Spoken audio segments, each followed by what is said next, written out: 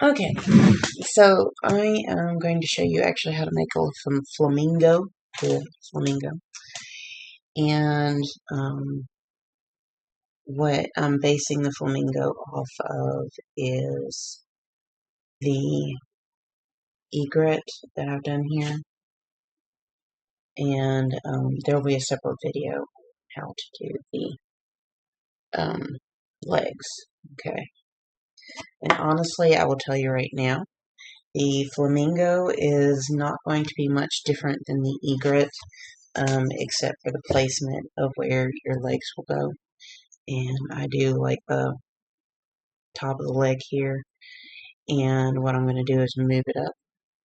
Okay, and when you move that up, basically your shape ends up being what you need it to be, and we'll do different wings. We'll do the open wings rather than closed, and the neck is going to need to be a lot longer, so we're probably going to double the neck length.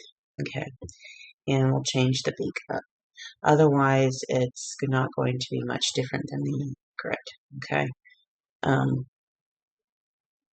which is why I'm showing you this. So if you are interested in the egret, it's not going to really be much different, so this video can kind of be a guide for that. Okay, alright, so let's get started. The chain is worked, the tail is actually worked into the actual body. Sometimes the actual tail is not. Sometimes the tail is worked first, and then you do the short row out. Okay, so what you want to do is you want to chain cast on.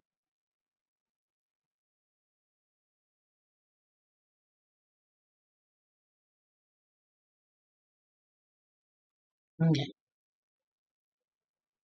Now, the other option you can do is you can do the Kitchener cast on, and yes, I do that a lot.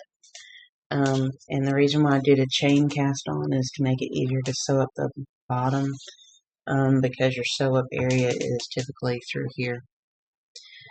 And when you do a Kitchener cast on, it does make it a little bit more difficult on the stuffing, because you're actually working in an area that's real small through here. Try and stuff the neck and stuff the body. Okay, and so when I do the Kitchener, usually I'm stuffing as I go, and that's a bit different. So I'm trying to keep this more simplistic for everyone out there who is trying to make this so that it's not too difficult. And I do not have a hook over here. Alright, so, and I think I need to change camera angle. Alright, so let's get started. And if you got this, do one row of knit. Okay, so pause the video, do one row of knit, where you just toss that bottom loop over all the way around. Okay, and then we'll come back and I'll get you started on the back end of the tail. Okay, so change up my camera angle. What we're going to do next is we're working from here to here. Short row, short row, short row. Alright, so let me get my one row of knit. Okay, so let me get my one row of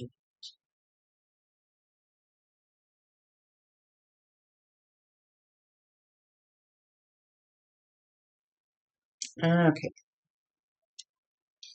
Now, what we want to do after we get our one row of knit is we're going to knit 11, wrap and turn. So we're going to knit 11, 2, 3, 4, 5, 6, 7, 8, 9, 10, 11. And you're going to wrap behind and in front the next peg. Wrap and turn. If you've done a lot of my stuffed animals, you know I like to do a lot of short rowing. You're going to knit 10. So 1, 2, 3, 4, 5, 6, 7, 8, 10. Wrap and turn. Knit 9. Wrap and turn. Knit 8. Wrap and turn. Knit 7. Wrap and turn. Knit 6. Wrap and turn. Then you're going to knit 6. Okay. So you're going to knit your way over just before your last wrap and turn. Wrap and turn. And you're going to continue this until you have 6 single stitches between your wrap and turns. So I'm going to have you pause the video and complete this short row section. Okay. And then we will start on tail end here. This little thing right here. Okay. So pause video and complete your wraps and turns down to 6 single stitches between your wraps and turns, and you'll know what that looks like. Okay, so we did a knit 6, wrap and turn, and then knit 6, which has put this over here. And you'll see that there's 3 wrap and turns on this side, and there are 3 wrap and turns on this side. And there are 6 single stitches. 1, 2, 3, 4, 5, 6. Okay. Alright. Keep up with this concept. I do this a lot with these birds to create the shaping. That's how you get the best shape for chest, the back business, that kind of thing. Alright, now we're going to start on the tail section. We're here. Okay. And what it says to do is to knit 6 for 8 rows. This is where you get the little parentheses, and it says tail, and it says to knit 6 for 8 rows. You will end up sewing up tail. Okay. If you don't want to sew up the tail, do a slip 1, knit 5 for 8 rows. And this can kind of keep you from having to knit up, and then when you go to start doing the knit 6 for however many rows back, add your chains. Y'all know what I'm doing. If you've done all this stuff before, this will keep you from having to do a whole lot of sewing. If you're wondering, that's exactly what I do with this. I do not hand sew the neck. It's worked back, its way back while I'm working it. And if there's any holes, I go in and just kind of hand tack it together. Alright. Now, you have those 2 options. And if you are choosing to do the slip method, then you need to add a stitch marker on each slip that you make. I'm used to not having to do that. I can just sit here and work it. But when I get up into the neck, it's going to be eternal. I am going to do that. But for now, we'll just go ahead and knit our 6 rows for 8. So here's row 1.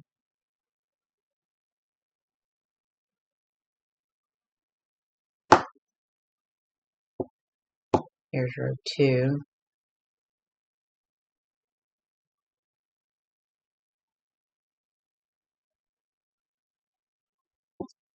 Row 3.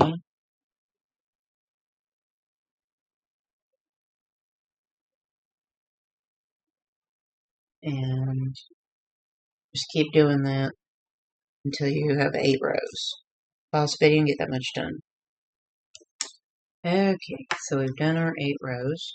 Now what it says to do is knit 5, 4, knit 3, 2, knit 3, knit 4, knit 5. Okay, and we'll show you what that means. When it says to knit 5, you're going to start from there and knit 5. 1, 2, 3, 4, 5. Then you're going to knit 4. 1, 2, 3, 4. Then you're going to knit 3. 1, 2, 3. Then you're going to get 2. 1, 2. Then you're going to knit 3. 1, 2, 3. Then you're going to knit 4. 1, 2, 3, 4. Then you're going to knit 5. 1, 2, 3, 4, 5.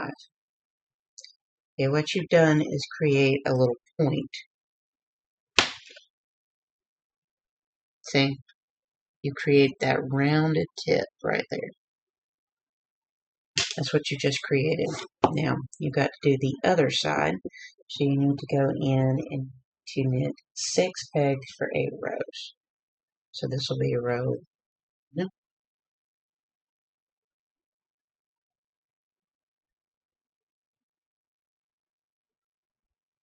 2,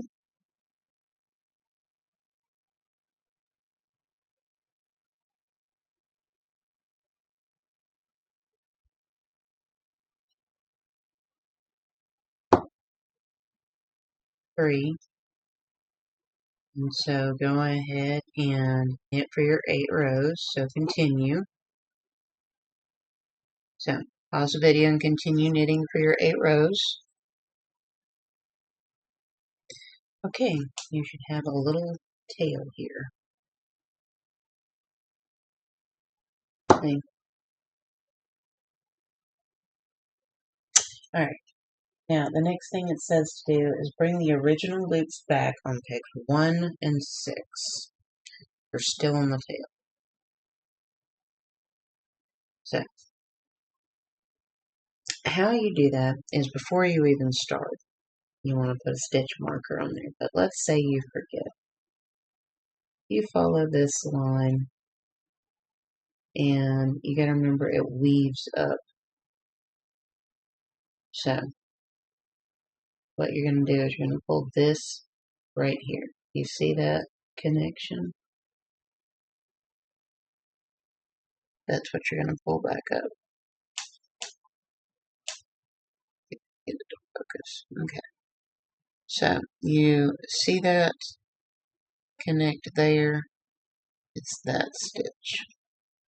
If you get the one above it rather than below it, it's not going to change it that much. And you do the same thing on the other side. Okay. What this does, it prevents holes from showing up after you sew it up. So it just kind of tightens that in, so it's a very small hole to sew up. Alright, so that's the purpose of it. Okay, then it says knit 2 together, knit 4, knit 2 together. So knit 2 together, knit 4, 1, 2, 3, 4, knit 2 together. Okay, your tail is complete. Now, what it says to do is to knit 2 together.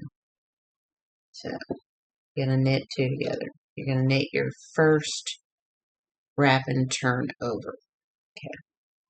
Then it says to knit 7, knit 2 together. So, you're going to knit 7 from here, starting with the row peg you finished on. So, 1, 2, 3, 4, 5, 6, 7, knit 2 together.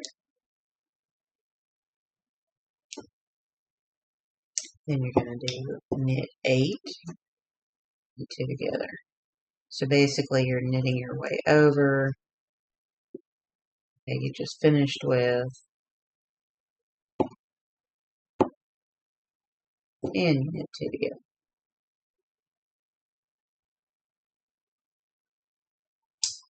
Then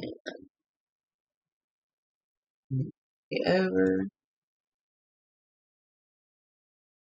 knit two together,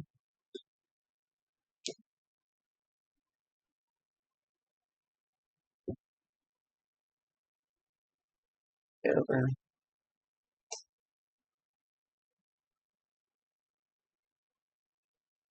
Okay. So this is 1, 2, 3, 4, 5, 6, 7, 8, 9, 10. Knit two together, and then it says to knit 12. So this basically means to knit back to your starting. Okay.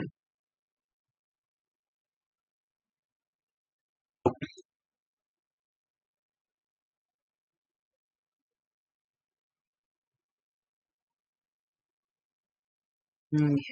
Now, your next row says knit two together, which is your last wrap and turn. This helps keep from creating holes on the sides. And then you're going to knit your way around at 23. Okay. And you have just created the back end bird.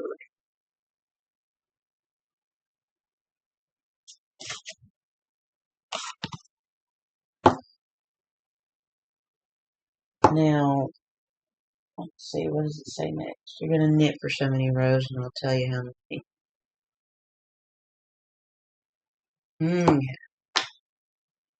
Now, what are we doing? Okay, so what you're going to do, and this is where it's going to work a little differently than what it is on here.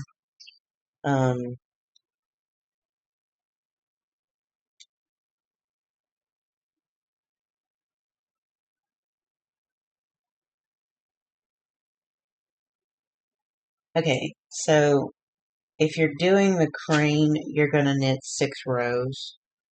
Okay, and then you'll do the feet. All right, but we need the what I call these the feet because you're going to extend the things from it. So we need to get it more into the center, and so we're going to do this a little differently. So instead of it being 7, we're going to end up doing let's see. Okay, you'll want to do 10 rows. So we'll go in and we'll do 10 rows of knit. And that should put us to the center of the body for the legs. So what you want to do is you just want to knit like normal for 10 rows.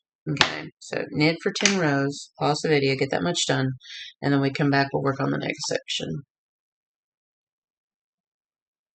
Okay, we've done our 10 rows, and now we're going to do what I call the feet row. And I think, what was it, 6 rows from here to here, then do the feet row, and then it's 5 rows from here to here. Okay, so you know what you're doing. Alright, this is where it makes a minor change, okay, from the Flamingo. Alright, make sure you kind of are going in and setting your stitches. Get a little cool.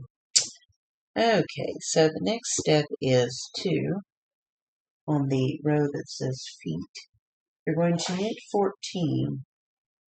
So, knit 14. So here's 1, 2, 3, 4, 5, 6, 7, 8, 9, 10, 11, 12, 13, 14. Okay, here we go. Now, at this point, you're starting on the feet. It'll be in parentheses. This will be a short row series. So what you're going to do is you're going to 4 for 4 rows. So this is going to be your foot area here. If you need to mark it off, mark it off.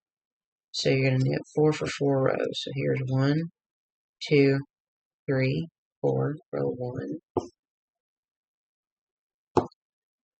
1, 2, 3, 4, row 2,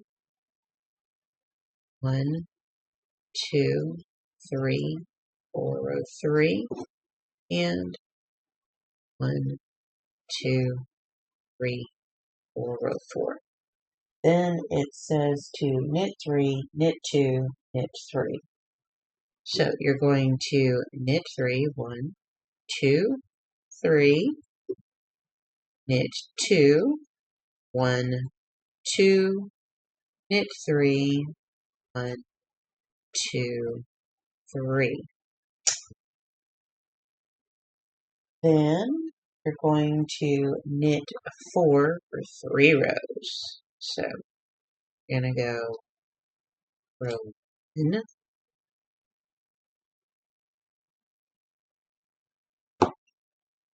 row 2,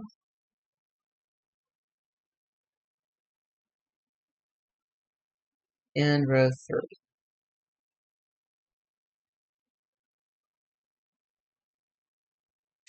Then it says to bring the original loops back on pegs 1 and 4. So you remember what I showed you?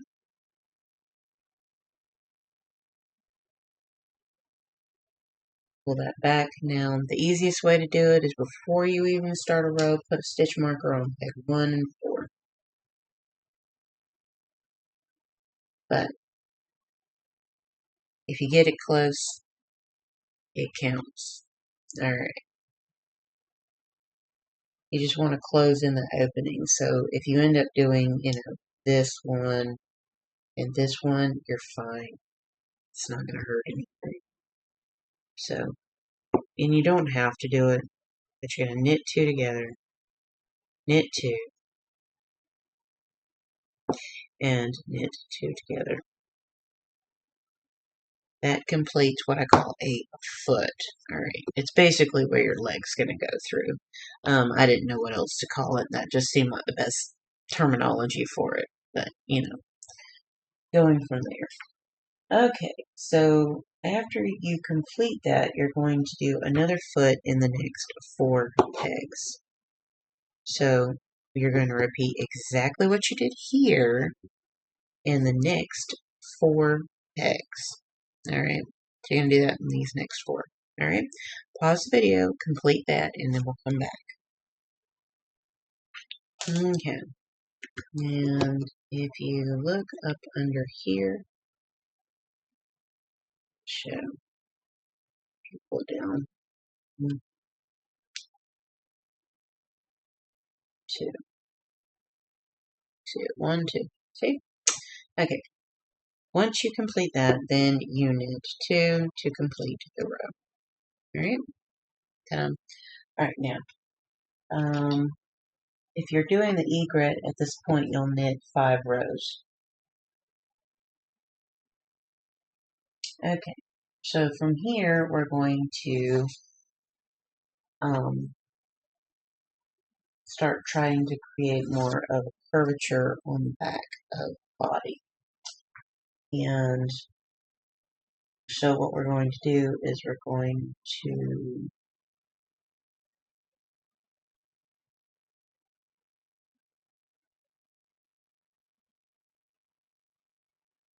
be repeating these 2 rows that I'm fixing to do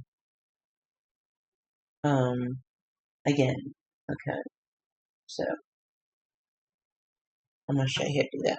Alright, now what you're going to do is you're going to knit 11, 1, 2, 3, 4, 5, 6, 7, 8, 10, 11, wrap and turn. As I said, there are a lot of short rows in here. And then you're going to knit 10, wrap and turn, knit 9, wrap and turn, knit 8, wrap and turn. Okay, and I will probably just show that because this is a 2-row repeat. So you knit 10, wrap and turn. And then you're going to knit 9,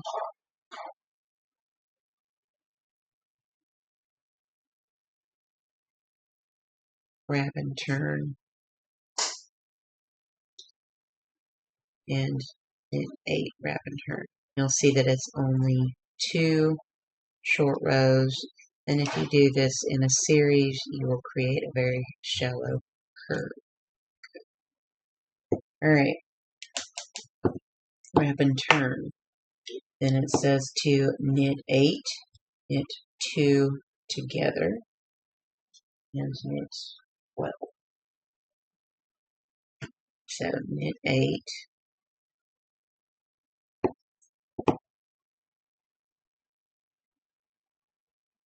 knit 2 together 2 times,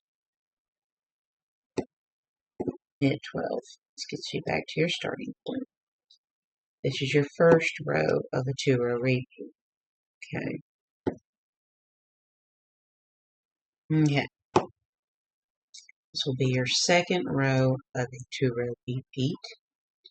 So knit 2 together 2 times, and then knit 22. Okay. And knit 22. Which means just knit yourself all the way around. Then you're going to repeat those last 2 rows again. Okay. Okay.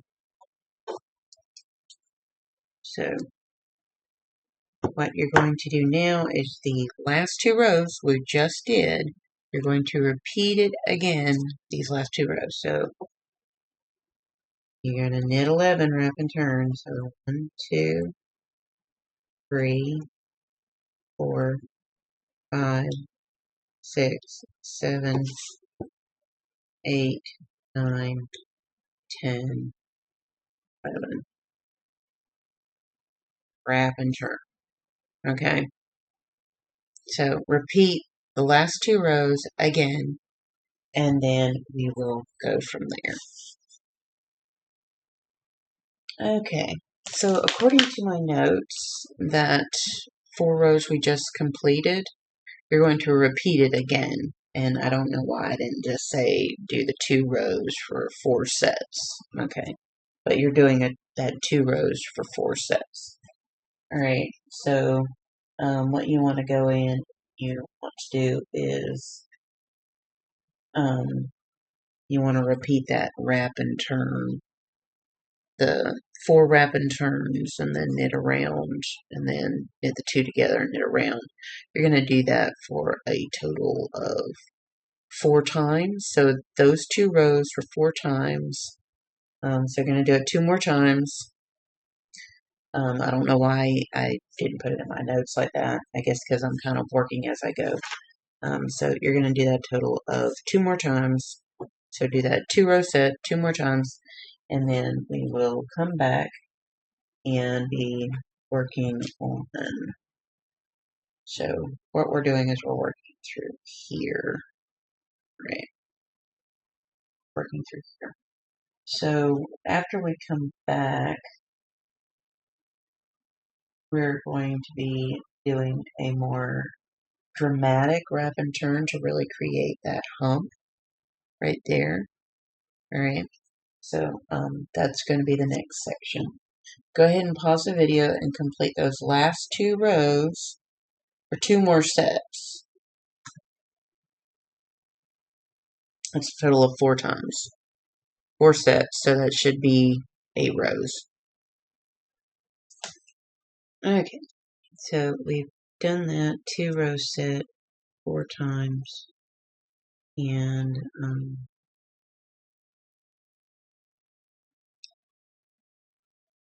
you can kind of see what you've created here. Okay. There's your leg area right there. You gotta remember that this is going to close up. Okay.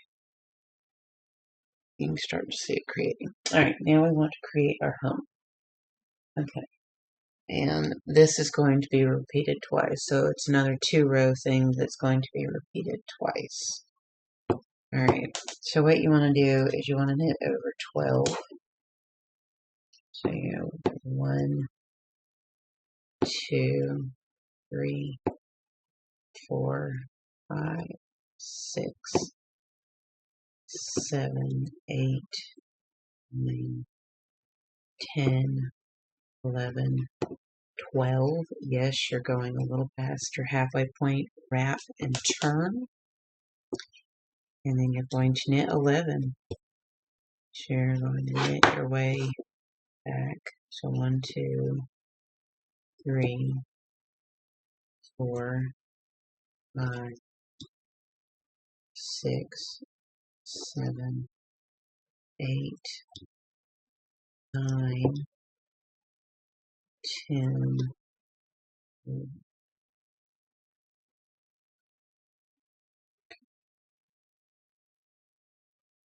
Actually, it should be 12.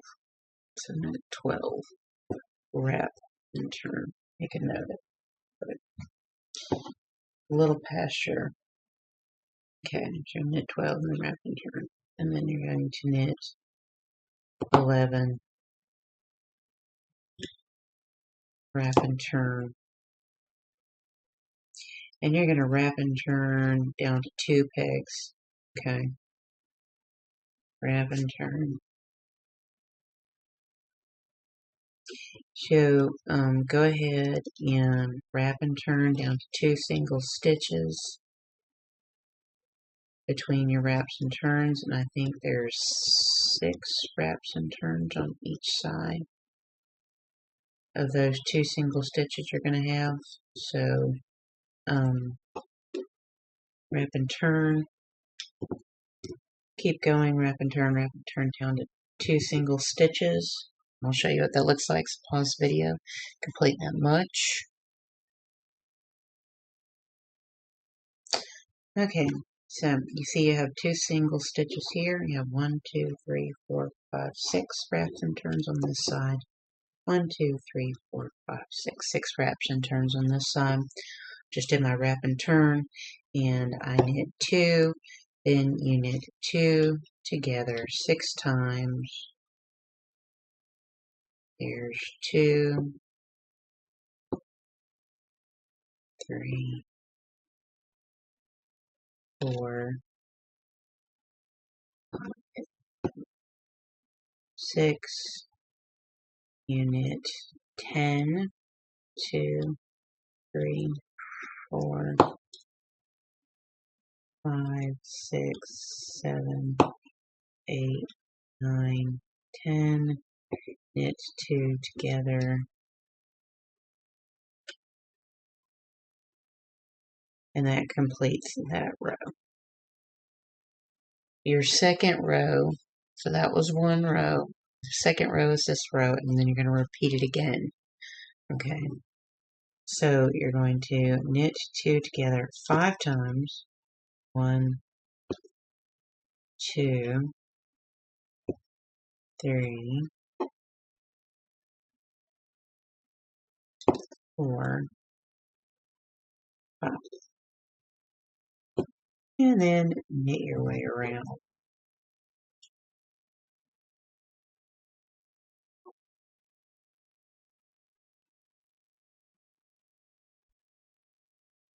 All these short rows, and how I'm doing this, we're keeping any holes from developing in the sides, doing it the way that I'm doing it while keeping a gradual curve going. Okay. Alright. Now, you're going to repeat the last 2 rows we just did again. Alright. So, pause the video, complete that again, and then we'll go from there. Okay. So, we have completed this much. It's probably looking really weird looking right now. I think all that's going to get closed. Looks a little more normal. Alright. So we're fixing to start on the neck area. And the first thing we're going to do, here it is, we're going to knit 14. So Gonna knit 14. So here's 1, 2, 3, 4, 5, 6, 7, 8, 9, 10, 11, 12, 13, 14. Okay. Now we start the neck, and what we're going to do is we're going to be working over the next 8 pegs. So 1, 2, 3, 4, 5, 6, 7, 8. Okay. You're going to be working over these pegs over and over and over again. The rest of these pegs you ain't going to touch. So what you may want to do is go ahead and put a stitch marker in each side, and you're going to want to put a stitch marker as you go along. Alright, so what it says is to knit 8 to start. So here's 1, 2, 3, 4, 5, 6, 7, 8. Then what it says to do is to slip 1, so you put a stitch marker there. Okay, so you put a stitch marker on the stitches that on the 1st and 8th stitch. You're going to put a stitch marker here on that slip stitch. You're going to slip 1, knit 6, 1, 2, 3, 4, 5, 6, wrap and turn. Then knit 6, 1, 2, 3, 4, 5, 6, wrap and turn, and knit 5, 2, 3, 4, 5, wrap and turn, knit 4, 1, 2, 3, 4, wrap and turn. Then it says to knit 4, knit 2 together 2 times. So 1, 2, 3, 4, and then knit 2 together 2 times.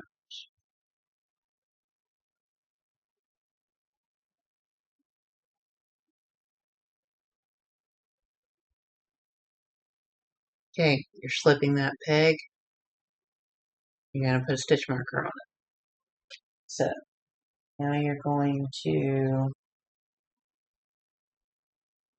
slip 1, knit 5, knit 2 together 2 times. So slip 1, put a stitch marker on it, knit 5, 1, 2, 3, 4, 5, knit 2 together 2 times.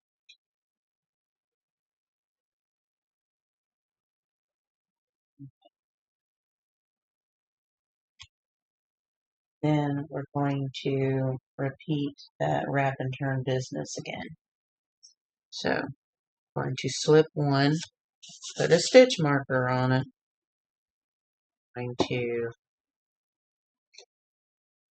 knit 6, wrap and turn, knit 6, wrap and turn, knit 5, wrap and turn, knit 4, wrap and turn, knit 4, knit 2 together 2 times, that's a row, slip 1, knit 5, knit 2 together 2 times. Alright, so you're going to repeat all that, what we just did.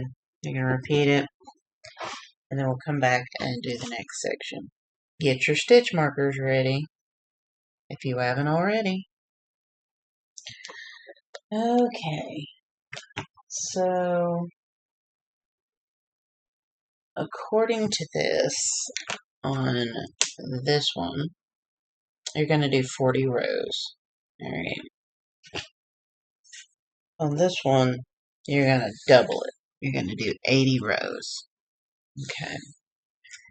And these 80 rows is slip 1, knit 7. Okay. And every time you slip, there's a stitch marker on it. Alright. So for instance, this is row 1. Slip, knit 7. You're going to do this a total of 80 rows. So you recall, when looking at a flamingo, their necks are super long. So basically, we are doubling the length of this. Yeah, doubling it. And, it's supposed to be long. Now, what you're creating here, so you know what you're going to be bringing back up, is you see that there's like this chain here. I don't know if I can get it in there. Okay, there's these chains. There's a chain, there's a chain, there's a chain. Okay, the reason why you put a stitch marker is you're going to be bringing those back up. Alright, so that's what the idea of the stitch markers is about. Now I don't have mine out, but I'm used to doing without stitch markers. But when you come back, you're going to pause the video, do your 80 rows, and when you come back, you're going to see a bunch of stitch markers, so it makes sense. Okay, so pause the video, do your 8 rows. For every slip stitch you do, put a stitch marker on that stitch. Alright, and we will be back and doing the head next. Pretty sure to start the head and go from there. Okay, here's our long neck area. It's kind of what it should look like. I don't know, it's like a really wonky mess. Okay, so I did my 80 rows, and while that looks extremely long, think about what a flamingo looks like. It has an extremely long neck. It's always crookedy and that kind of thing. Okay, so at this point, I think we're starting head. Okay. Yeah, we're going to start on the head. Okay. So, what we're doing now is we're slipping 1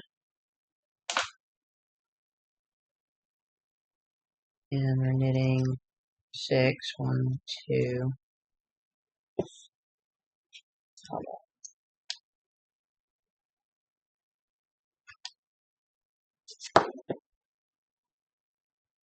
3, 4, 5, 6, wrap and turn,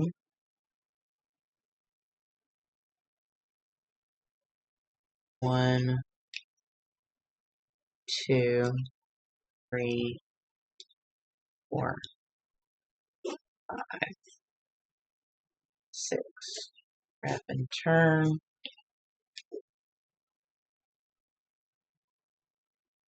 and knit 5, wrap and turn, knit 4, wrap and turn, so knit 5, wrap and turn, 2, 3, 4, 5, wrap and turn, 4,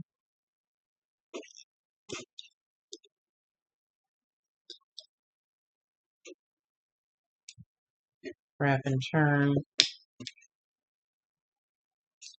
knit 4, 1, 2, 3, 4, knit 2 together 2 times, and definitely if I had slipped those would be pretty little stitch marker on that bottom slip. Okay, and then knit the 2 together.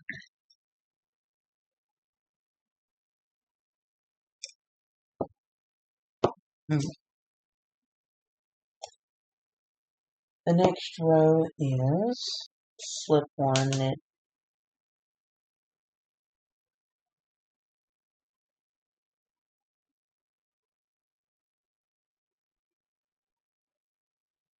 and knit 1, 2, 3, 4, 5, and 2 together 2 times.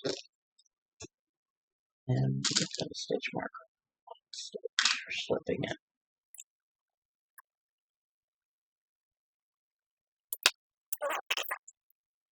Going to slip 1, knit 6. Yeah, we're kind of repeating what we just did. Turn. But we're going to be starting on the beak. Okay.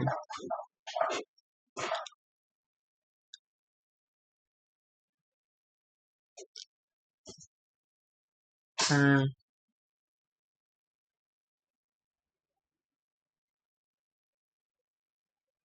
Over 5.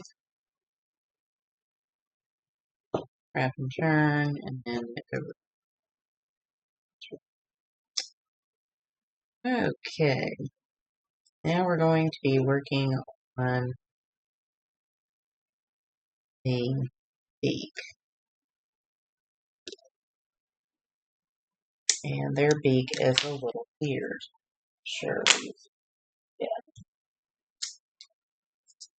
And so that's where we cannot follow that particular part of the egret pattern, because you don't need a beak that looks like that. You need a big beak that looks, something else.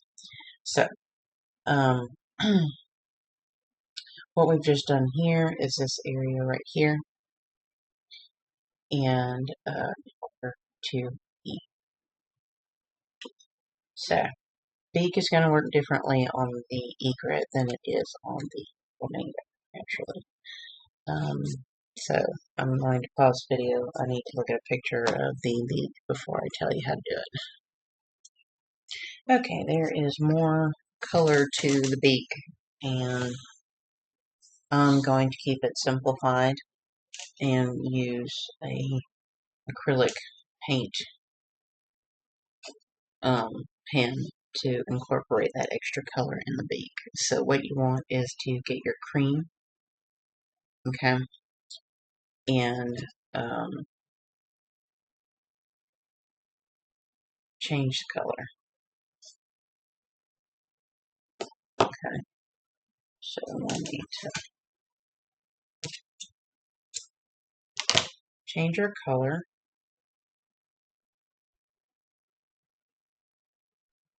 Magic knot or fisherman's knot is how I change color.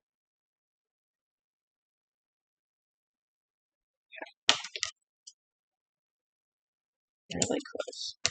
Alright. Now,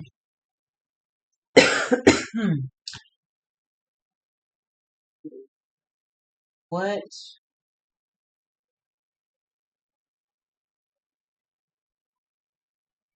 will be helpful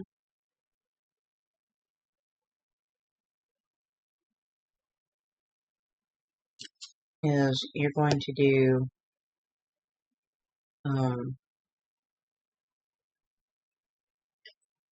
slip 1, knit 3,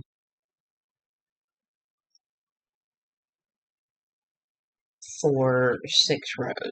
Okay, so we're going to go slip 1, knit 3, 4, 6 rows. So here was row 1, here's row 2. Slip 1, knit 3, 3,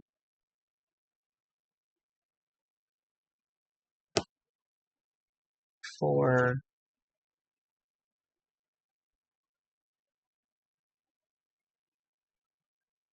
row 5,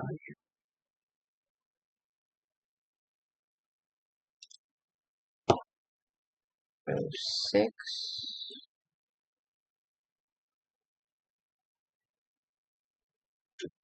and then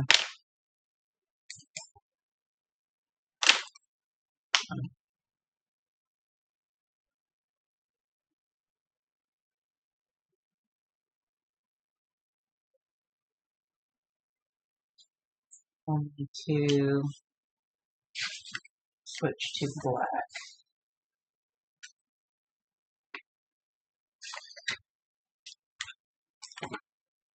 So we're going to do our 6 rows, and we're going to switch to black, but we're not going to do magic knot. And then we're going to do another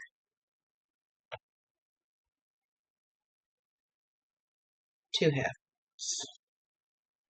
Okay, we're going to pick up our black, and we're going to knit for another 6 rows. Okay, so here's row 1, slip 1, knit 3. Here's row 1, 2,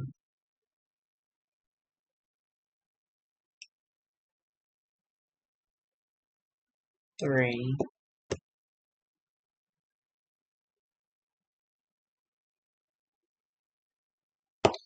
4,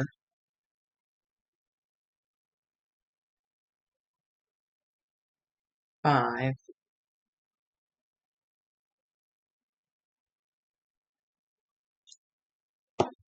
6.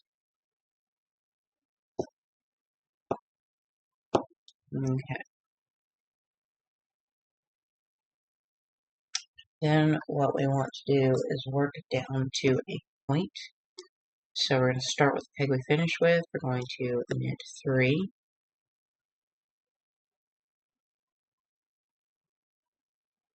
knit 2, knit 3.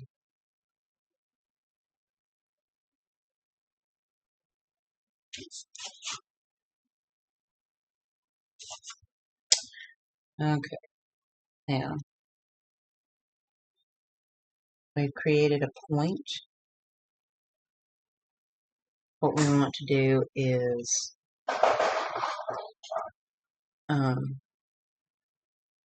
we're going to knit, slip 1 and knit 3 for 3 rows. So here is going to be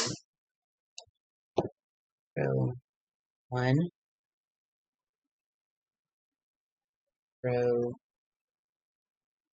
2,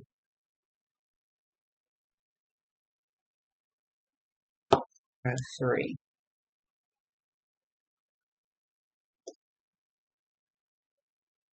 Now I'm going to sew up the beak. I'm not going because their beak has like a straight line, which means I'll probably use black to sew up the beak. Okay, so I'm not sewing up the beak. I'm not adding back as I go on the beak. I'm going to sew it up separate. Okay, so what we want to do now, slip 1, knit 2, wrap and turn, knit 2, wrap and turn, knit 1, wrap and turn, and then wrap and turn.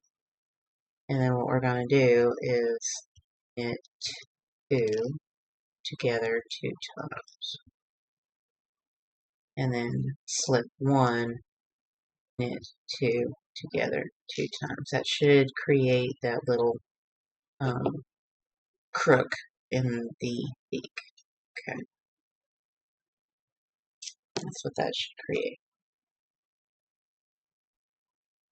Okay. Now, we're going to switch right back to white. Oh, sitting here fixing to cut. Alright, so cut that black. I'm going to switch back. So,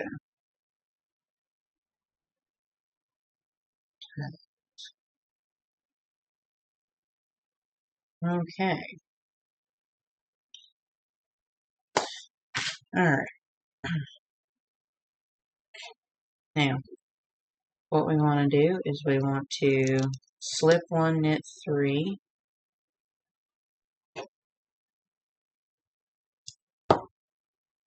um, 6 times, there's row 1. Here's row 2.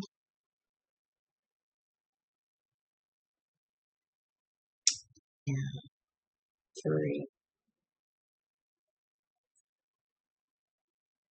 Row 4. Row 5.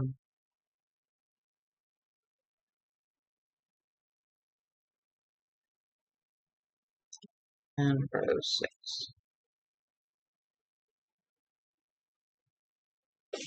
Okay. Should have a beak.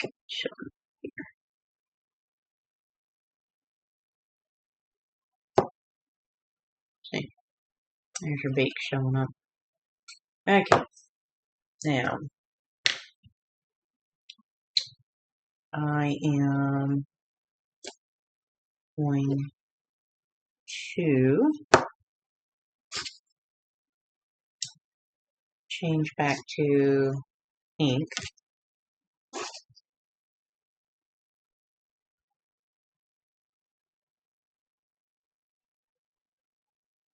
And I am going to do the fisherman's knot or the, get these out of the way. Okay. Or the magic knot. However you're used to calling it. It's technically a fisherman's knot. Okay. That's that. Tighten that. And now we're back to pink. Okay. Let me make a note of this. We're going to slip 1, knit 3, and then knit 2 together 2 times.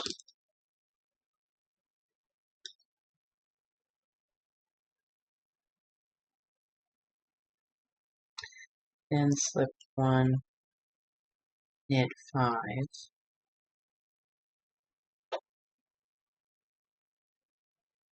knit 2 together.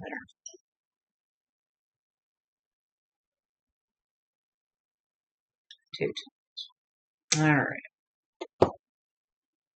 So, at this point, there should be your beak. Okay. So, at this point, I think we can go back to the egret for the curvature of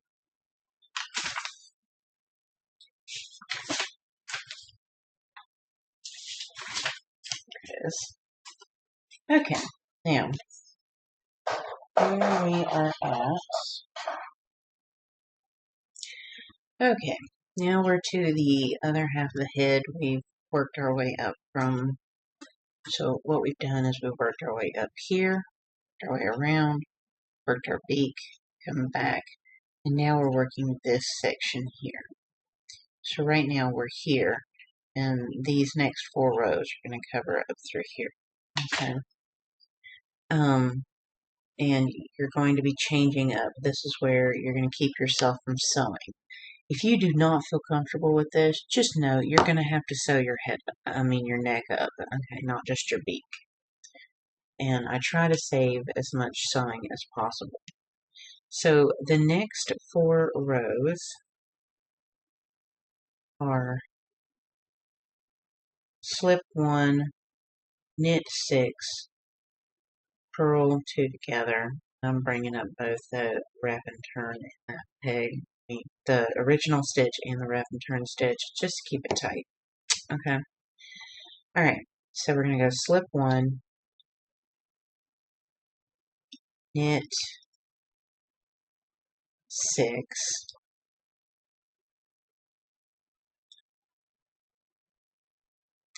and then purl 2 together. So you can take that. Okay, purl 2 together.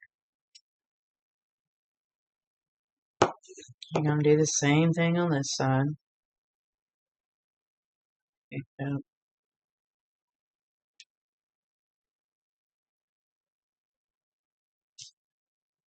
slip 1, knit 6, purl 2 together,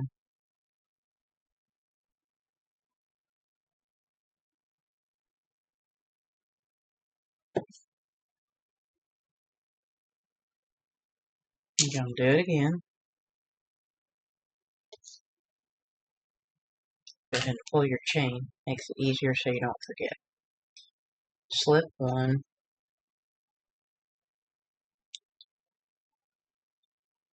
knit 6,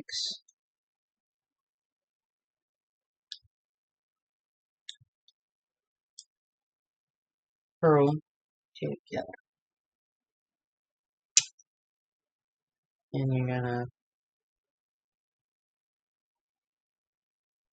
pull your chain up. This is your last one. We're going to do a short row series. And getting the whole pull the chain up thing can be a little difficult to keep up with. So slip 1, knit 6,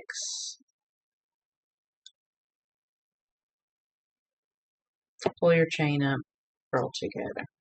I always like to pull the chain up before I start the row. That just makes it easier. Okay. At this point, we're going to do a wrap and turn like we've been doing down to 4. Okay.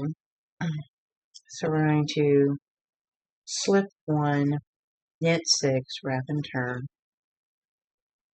So slip 1, knit 6,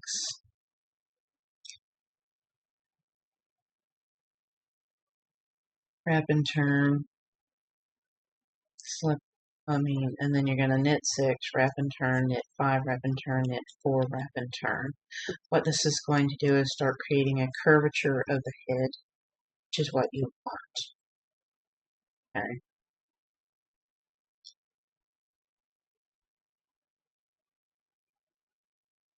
Wrap and turn, 4,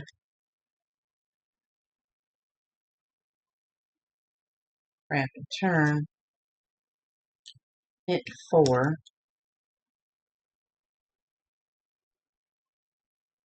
and knit 2 together, pull a chain, which is easy. When you do your slips as a stitch marker, it's easy to find the next one closest to the peg, pull it up, and on. Always the one next closest to the peg. And then you're going to purl 3 together. Okay.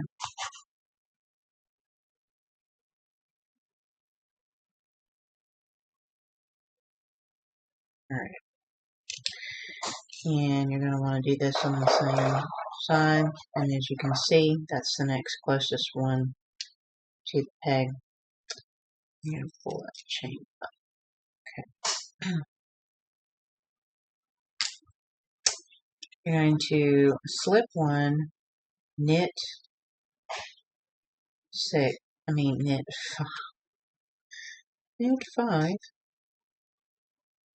then knit 2 together 2 times.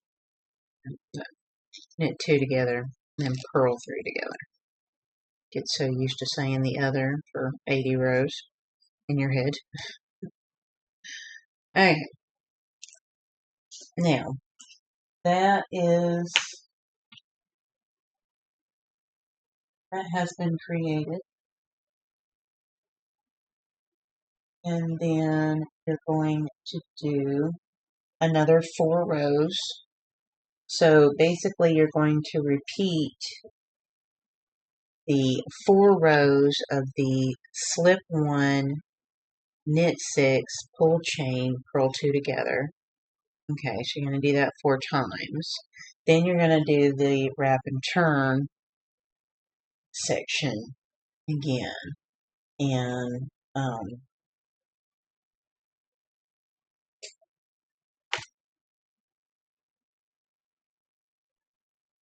that should complete the head, I think. So, right after the beak, okay, you're going to repeat from what we just did right after the beak, all the way up to where we're at now. So 4 rows of slip 1, knit 6, pull chain, purl 2 together for 4 rows. Then do the slip 1, knit 6, wrap and turn, knit 6, wrap and turn, knit 5, wrap and turn, knit 4, wrap and turn, knit 4, knit 2 together, and then pull chain and knit and purl 3 together, and then slip 1, knit 5, knit 2 together, and then pull chain and purl 2 together. Okay, so you're repeating all that again. Okay, and then we will move on from there. So pause the video and get that much done. Okay, as you can see, you have your head starting to form, and then when you sew it up, there's your crook. Okay, as you can see, you've got your head starting to form here. Okay, at this point, it's going to be a repeat all the way up until you're back to your base, which is all the way back here. I don't know exactly how many rows that's going to be. Probably have to calculate it. But you can count the number of chains on each side, and that tells you how many rows.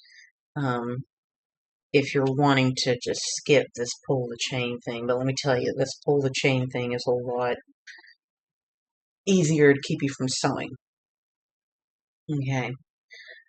So basically what you're going to do is you're going to slip 1, knit 6, pull chain for, eternity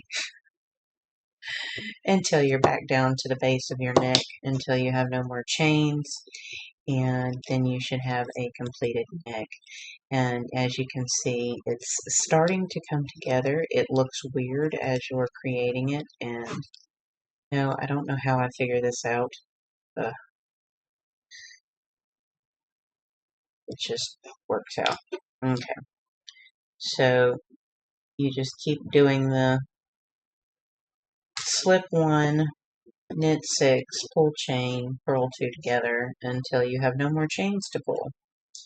And no, I don't know how many rows that is. I will calculate that up for those that don't want to do the pull chain thing.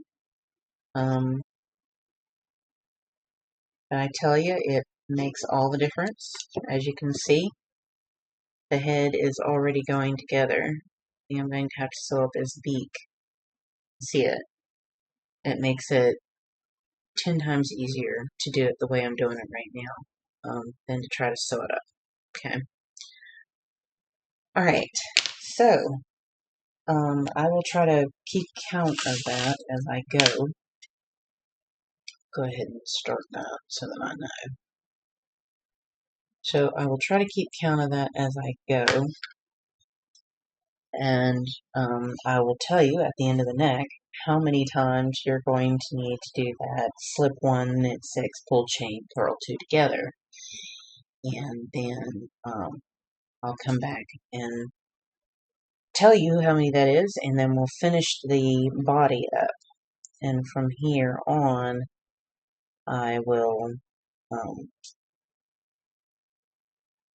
tell you that you need to do the open wings, and I will put links below how to do the legs and that kind of. So, pause the video, get that neck done that's eternal. Get the neck done that's eternal, and then come back and finish up the body and stuff it. Okay. There's your neck.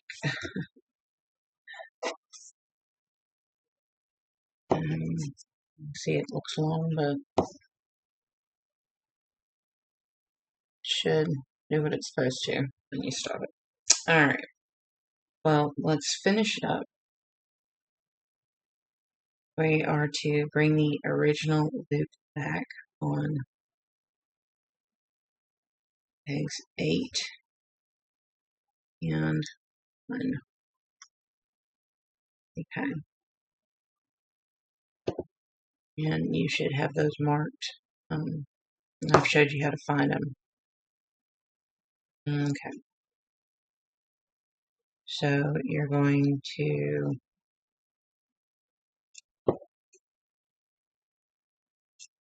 knit 2 together, knit 6,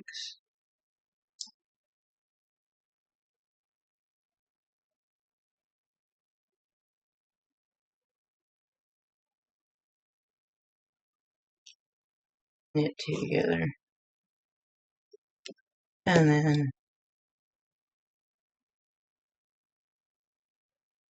you're going to, sure I got it, 2, knit 2. That gets you back at a halfway point so that you can weave bind off.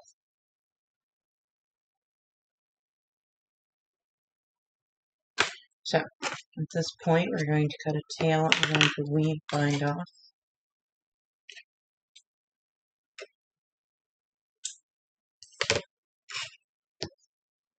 Okay. Toss over, pull through, then go back on the other way, toss over, pull through.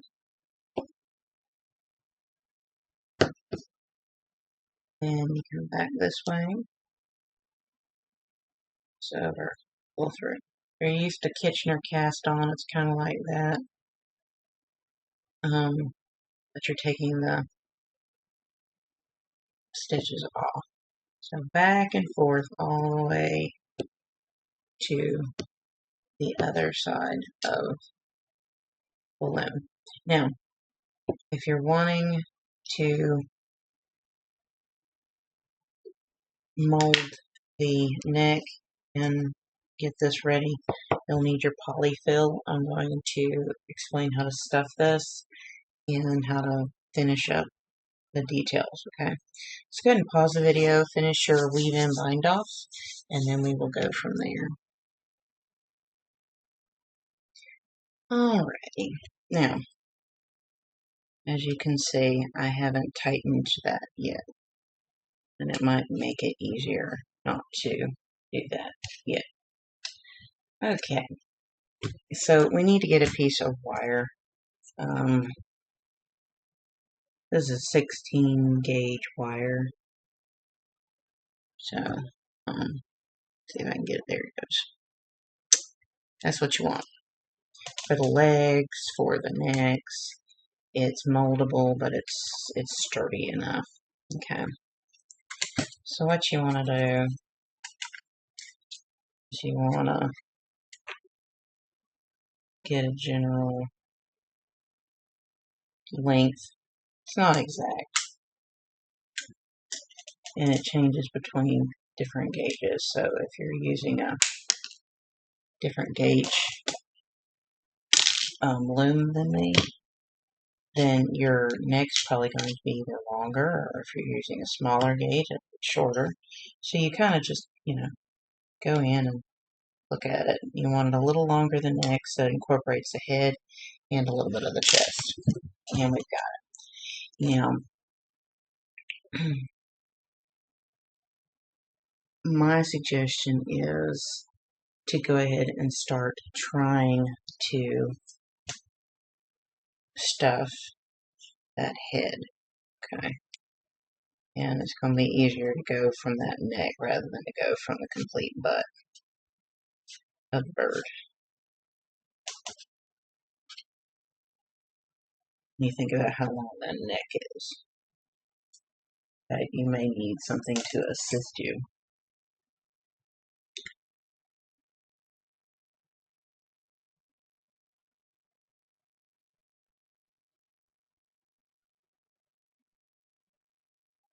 Find something. Oh, I have something up in here that looks like something that work.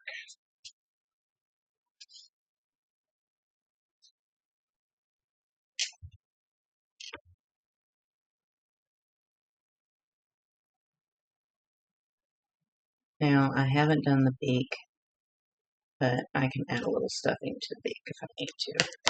Alright. I usually try to loosely stuff it and then try to shove the wiring in there.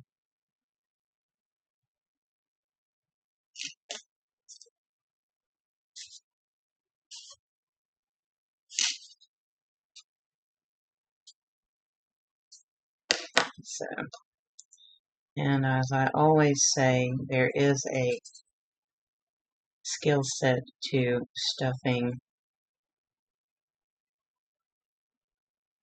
anything.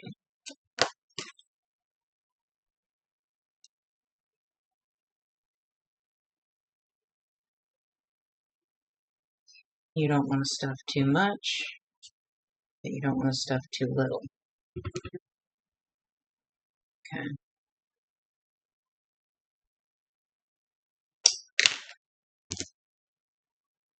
So, go ahead and lightly stuff your neck best you can.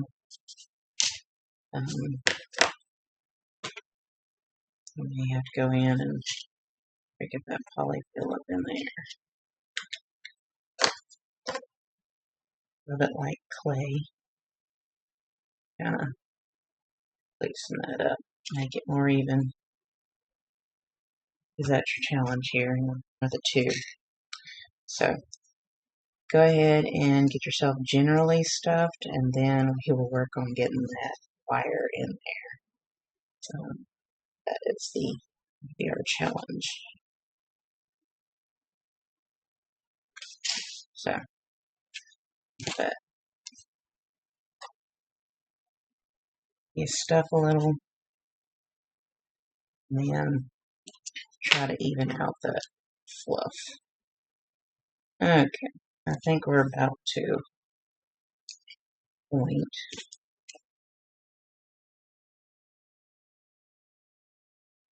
Okay, now, what you want to try to do is feed it in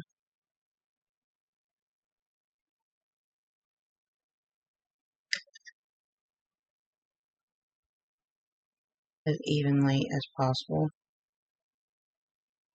Is this a challenge? You better believe it is. I had my fun with the crane.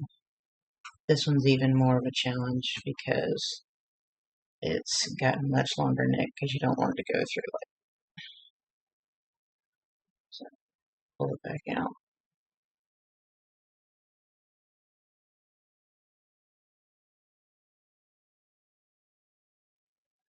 Alrighty.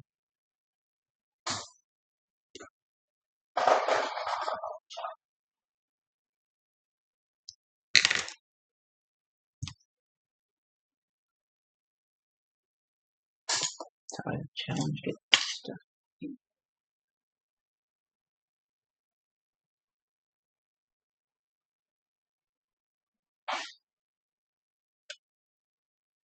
Okay. Yeah.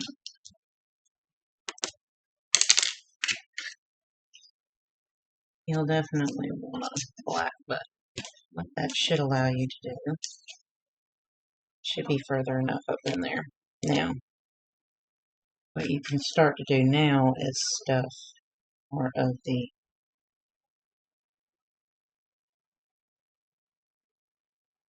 back end.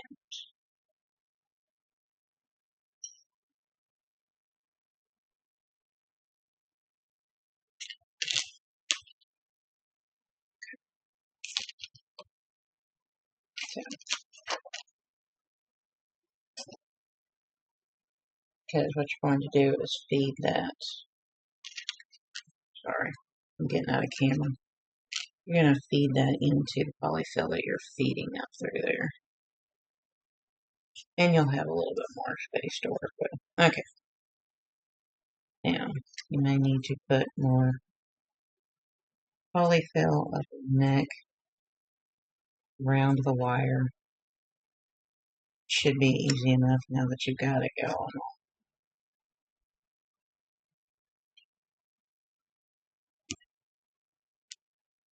So, I won't lie, sometimes stuffing these birds is a challenge. Okay, so go ahead and you'll want to go ahead and tighten your weave-in bind off at this point.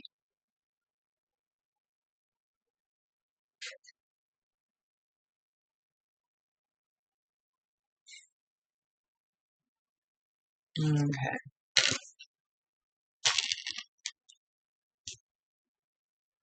And you can go ahead and start stuffing. You're going to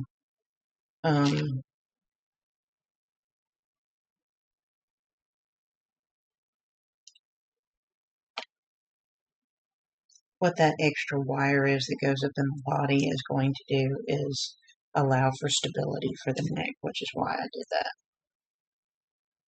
There.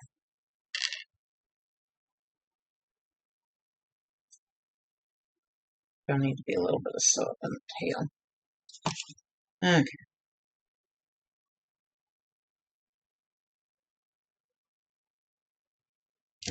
So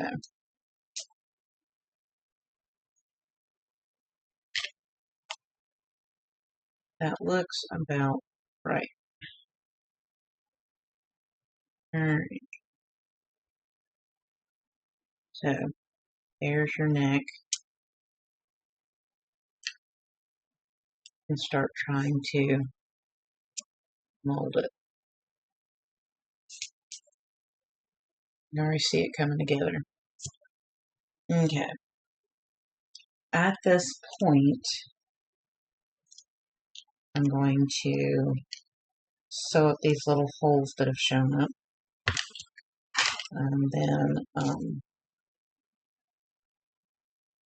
try to adjust my stuffing as necessary. That.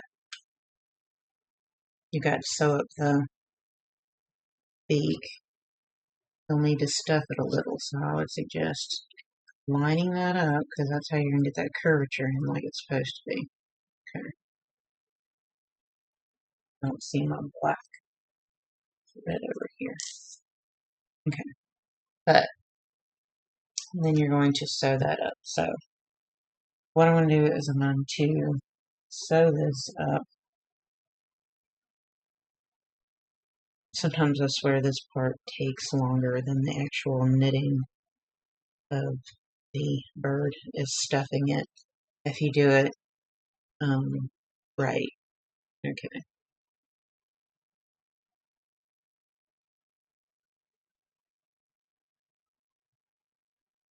Alright. Always squeeze it if you feel like you're getting too much in there. Try not to overstuff. It's important not to overstuff. Okay, and we need to do the other side. And I'm one who never tends to cut my yarn. I just kind of work one way to the other. So,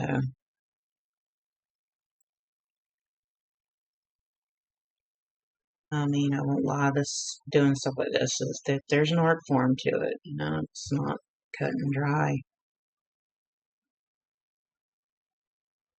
Okay, close up these holes. So I send it through like that. The problem I'm having here is that wire is going through.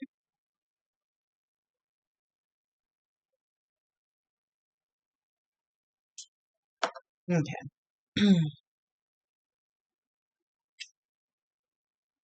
So you close up all your holes.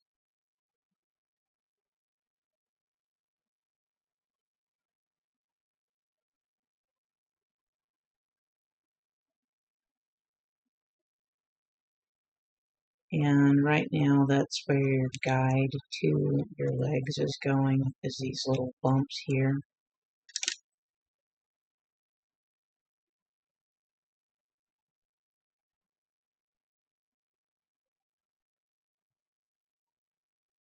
Just kind of circle around like a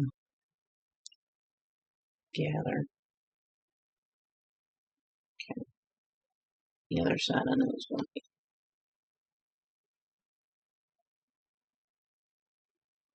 Okay.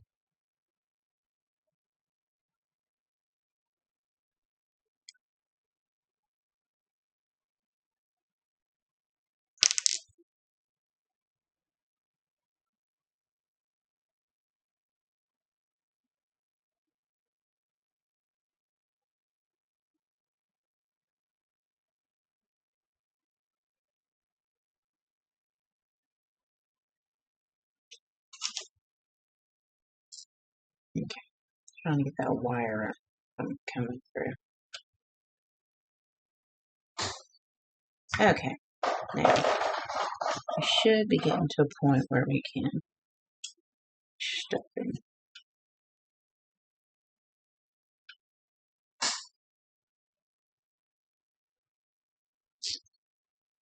Alright.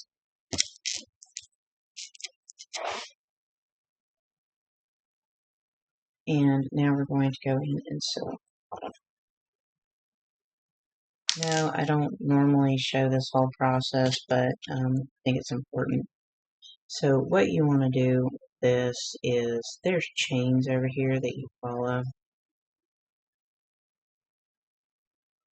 That's why I chose to do a chain cast on, is just sit here and you follow the chain back and forth. And then you go in and you tighten it, kind of like the weave and bind off. You'll want to seem like you've overstuffed where there's not enough here, but you're going to move that around so that it evens out. I try not to overstuff, because a lot of times when you overstuff, it doesn't end up looking good. It looks overstuffed. So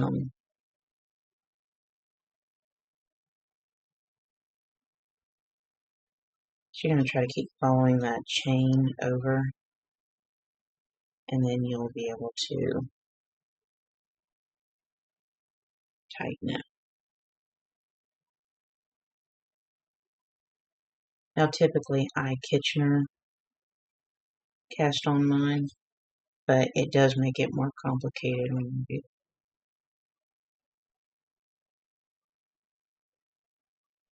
When I get done with this, then I'll go sew up my tail.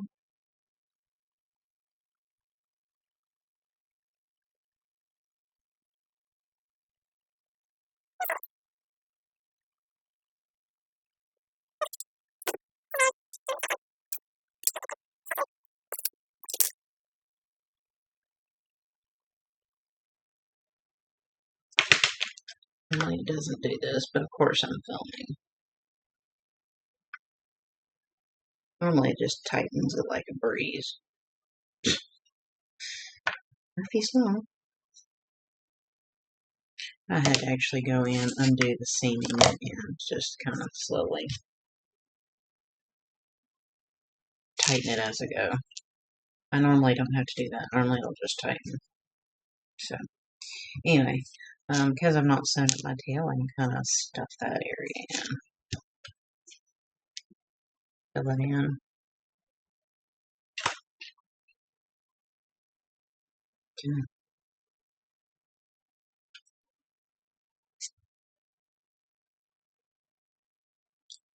Now, I was trying to think on weight.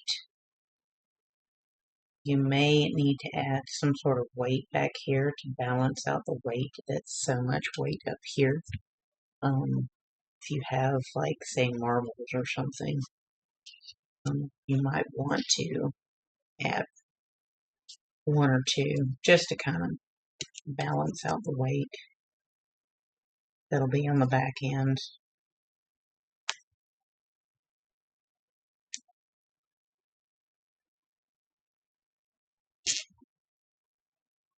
Okay. Then we'll need to sew up our tail.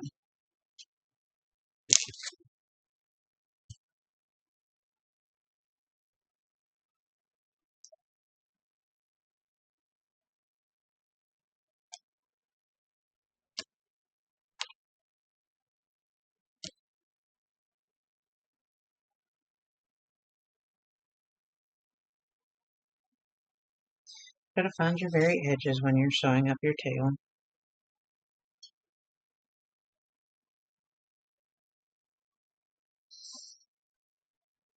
I'm sorry if I go out of camera. There's a high amount of concentration that goes into this. So,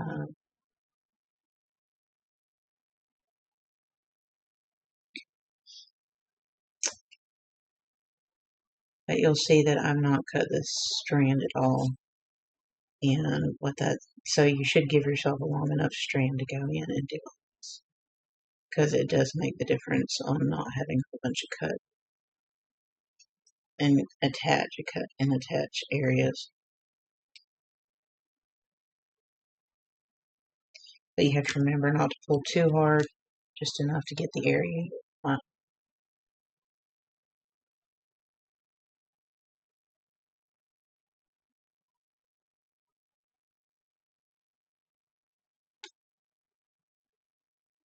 It's there.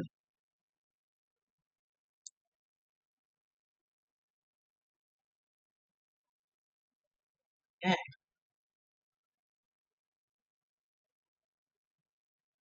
As you can see, there's your body.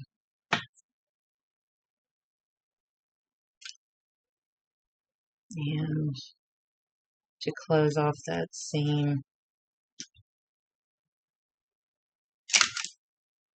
wrap twice.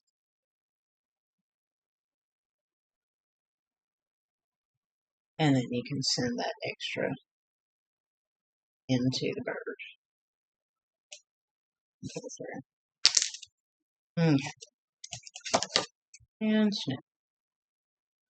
Tug a little, pull back. Alrighty. And you just continue to work and hold it just the way you want.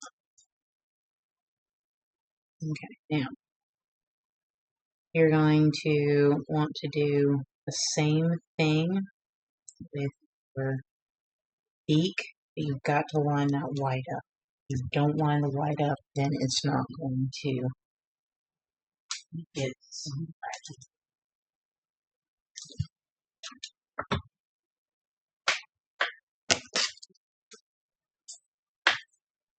And I'll show you how to sew up that beak area. I swear this section's taking longer than the knitting part of it. This is the part that makes it look right.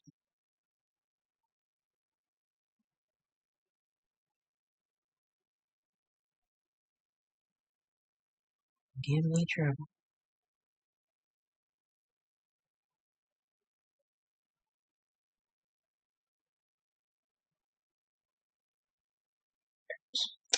Okay, now what you want to do, so I line that white up the white up here.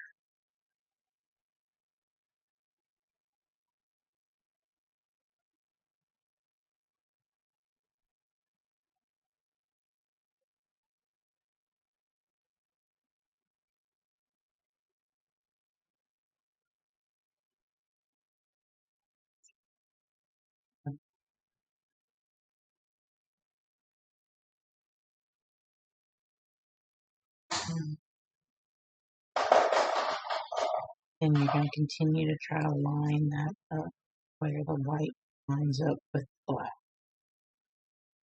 White. And yes, you will have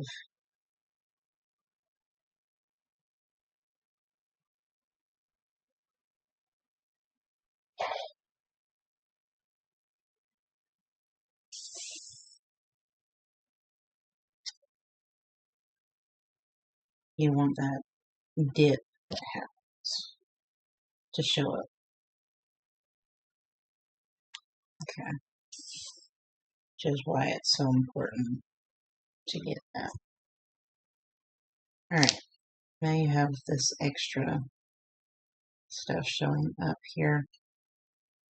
I'm going to try to shove it in the base of the beak. Okay. Always use your tails as stuffing if you can. It's helpful.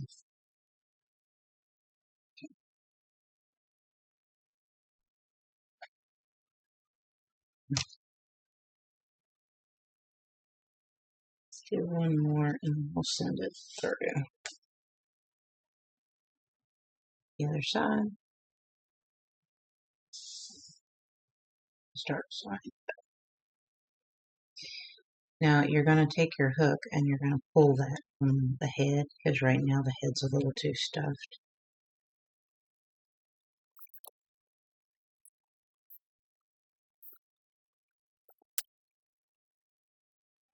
Kind of see my process. I'm trying to show it to you. There's an art form to it. Okay.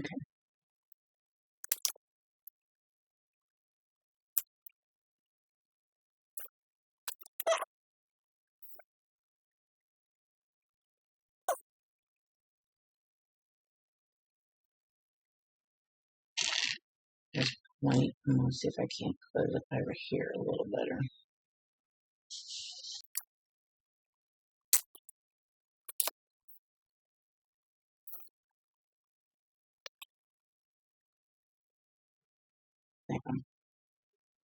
I'm going to want to cinch my eye area.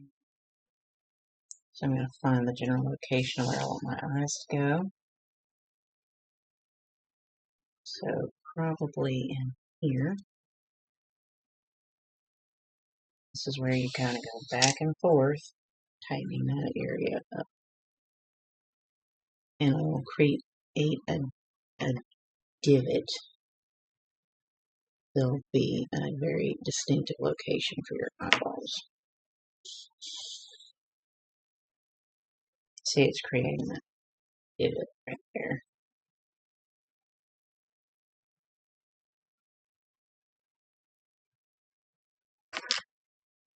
And it's okay if you see a little black, because you're going to be gluing an eye over it.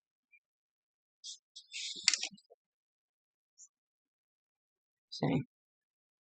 Creating a divot where you're going to be able to glue in and out.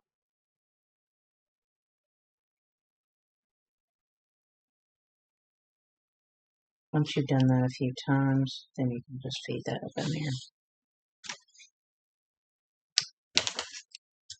Pull a little bit, snip, and that should go, that tail should go in there. Okay.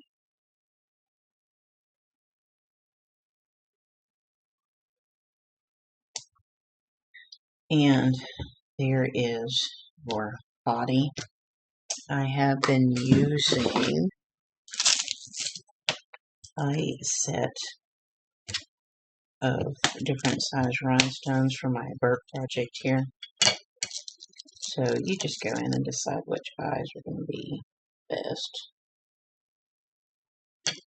Probably that size. Yeah. And so I'll probably glue that in.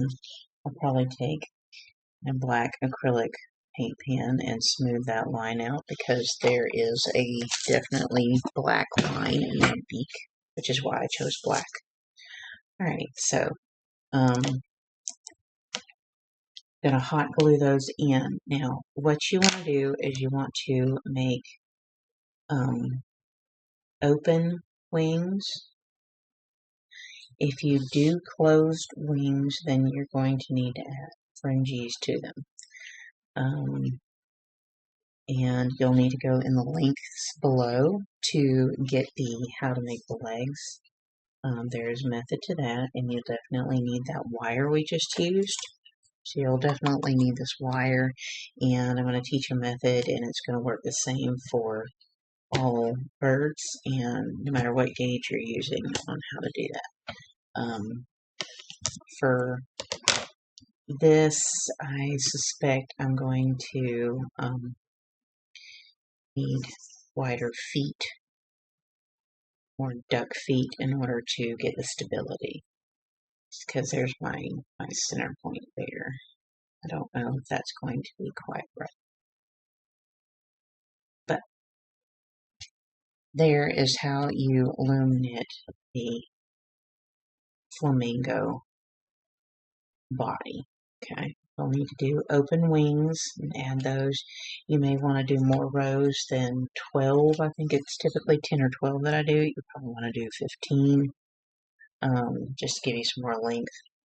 And they'll have the little prongs facing down. Okay, and when I'm going to use this bird as the leg video. Okay, so that you know. Alright, so finish up, go hot glue your eyes in, and then go to the links below to find how to do the wings. When I say do 15 rows, there's a point where you do your little feathers at the end, and then you do just so many rows. Well, that's your so many rows. It'll be either 15 rows, I think. And I've been trying to do an odd number and do a rib stitch so that they don't curl up so much. But it's probably not a big deal if they do curl up. And then I'll show you how to do the legs in the video below, because the legs are going to kind of encompass the whole book and how to do legs. Okay, so that completes this on how to loom knit a flamingo, and go to the links below to find the finish ups.